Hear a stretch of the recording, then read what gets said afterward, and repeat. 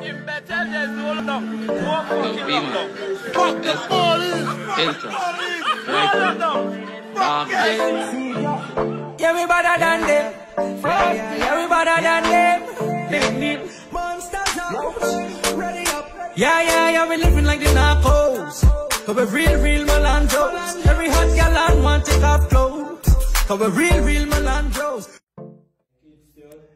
Wish to apologize to the citizens of Trinidad and Tobago and the Trinidad and Tobago Police Service for my unruly and obscene conduct on the video that is circulating on social media that comes out of Bethel. I also want to tell the citizens of Trinidad and Tobago that COVID-19 is a very serious virus, and I urge each and every one of you to stay indoors. It's a matter of life and death.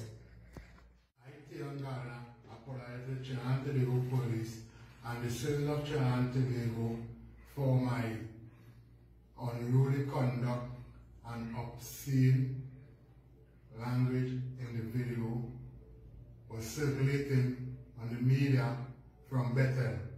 And I urge all citizens of Trinidad and Tobago to stay indoors because COVID-19 is a serious virus. Stay inside and get quarantined.